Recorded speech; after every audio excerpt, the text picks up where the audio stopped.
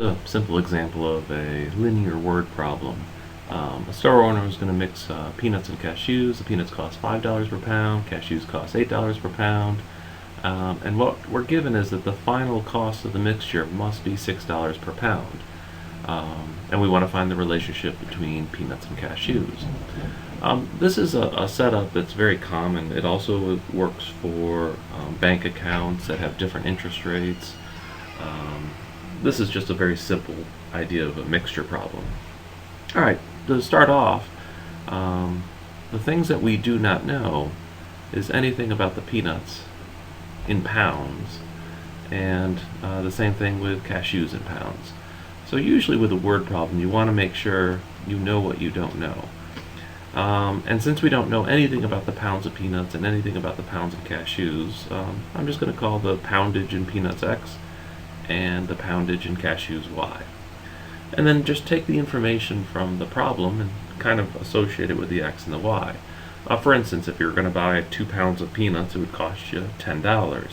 If you're going to buy 3 pounds of cashews, it would cost you $24.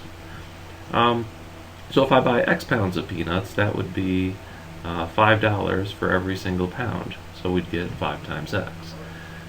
Same thing with the cashews, it's $8 a pound, and if we're looking for the total cost, we would take these two things and add them together, and that would be 8y.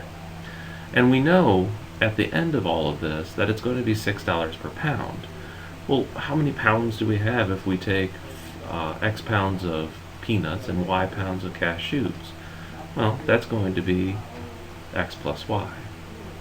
The total poundage of peanuts and cashews, whatever it's going to be.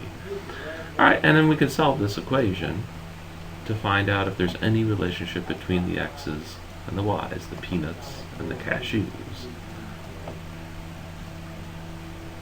Oh, and then subtract both of these over, seems reasonable. So we're going to get negative X plus 2Y is equal to 0. Now if we're looking for a relationship, we're going to want y on one side and x on the other. Generally, I like solving for y. So if we solve for y, we're going to get y equals 1/2 x.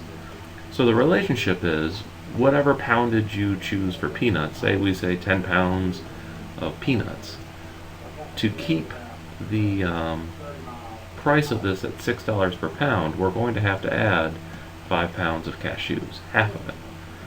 And that would be the relationship between cashews and peanuts. Nice simple problem.